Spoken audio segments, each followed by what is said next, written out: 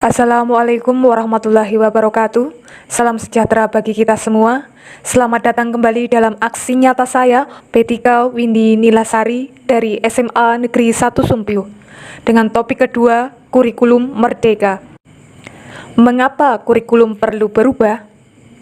Sebelum saya sampaikan, coba siapa yang mengetahui apa itu kurikulum? Ya, kurikulum merupakan pedoman penyelenggaraan kegiatan pembelajaran untuk mencapai tujuan pendidikan. Kurikulum juga diibaratkan jantungnya pendidikan. Jika jantungnya lemah, maka proses penyaluran darah tidak lancar dan bisa berakibat fatal. Peran dan fungsi kurikulum dapat kita optimalisasikan dalam kerangka mewariskan nilai dan budaya masyarakat yang relevan dengan masa kini, mengembangkan sesuatu yang dibutuhkan saat ini dan masa depan, menilai dan memilih sesuatu yang relevan atau kontekstual sebagai kontrol sosial. Mengapa kurikulum perlu diubah? Karena kurikulum yang baik adalah kurikulum yang sesuai dengan zamannya, dinamis, terus dikembangkan atau diadaptasi sesuai konteks dan karakteristik peserta didik demi membangun kompetensi sesuai kebutuhan mereka kini dan masa depan. Lalu, apa pentingnya perubahan kurikulum? Penting karena menyesuaikan kebutuhan peserta didik, relevan dengan perkembangan zaman, dan menyiapkan generasi emas di masa mendatang. Mengapa pula kurikulum perlu diadaptasi? Konteks satuan pendidikan yang beragam membuat banyak hal tidak mudah diimplementasikan di kelas. Itulah sebabnya kurikulum yang ditetapkan secara nasional perlu diadaptasi di tingkat satuan pendidikan.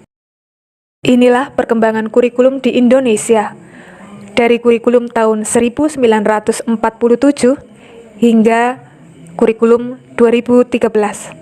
Saat ini berbagai isu baru menuntun satuan pendidikan menyiapkan kurikulum yang membantu peserta didik untuk menghadapi dunia yang penuh dengan tantangan. Inilah perbedaan pembelajaran zaman dulu dan sekarang. Dulu sumber belajar hanya dari guru.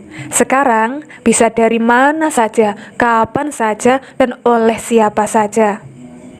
Dulu mencari referensi dari perpustakaan. Sekarang bisa melalui internet menjelajah kemana saja. Dulu menyimpan file di lemari atau disket. Sekarang bisa di cloud. Dulu, cita-cita peserta didik terbatas. Sekarang beragam. Maka dari itu, sekarang lahirlah kurikulum merdeka. Kurikulum merdeka atau kurikulum prototipe mengusung konsep merdeka belajar, sehingga capaian pengajaran pun disusun dengan memperhatikan tahapan-tahapan perkembangan peserta didik sesuai usianya. Capaian pembelajaran dirancang berdasarkan fase, bukan per tahun. Struktur pembelajaran dalam kurikulum merdeka ada intrakurikuler, ekstrakurikuler, dan program penguatan profil belajar Pancasila. Intrakurikuler berisi muatan atau mata pelajaran dan muatan tambahan lainnya, seperti muatan lokal. Pada jenjang PAUD, belajar melalui kegiatan bermain yang mencakup literasi, numerasi, agama, moral, dan sebagainya. Pada jenjang SD, mata pelajaran IPA dan IPS dilebur menjadi IPAS. Hal ini didasarkan pada pertimbangan bahwa anak usia SD masih dalam tahap berpikir konkret atau sederhana, holistik, komprehensif, dan tidak detail. Pada jenjang SMP, mata pelajaran informatika menjadi mata pelajaran wajib. Pada jenjang SMA, lebih dipersiapkan pada minat yang menunjang pilihan pendidikan pada jenjang berikutnya, sehingga pembelajaran dibagi menjadi mata pelajaran umum dan program peminatan yang diambil di kelas 11. Ekstrakurikuler, pelaksanaannya dapat dikembangkan oleh satuan pendidikan sesuai dengan kapasitas dan minat karakteristik peserta didik. Profil pelajar Pancasila dijabarkan melalui 6 dimensi, yaitu beriman, bertakwa kepada Tuhan Yang Maha Esa dan berakhlak mulia, mandiri, bernalar kritis, kreatif, bergotong royong, dan berkebinekaan global. Sekian dari saya, burung dara burung cendrawasih. Bisa dicari dulu di Papua.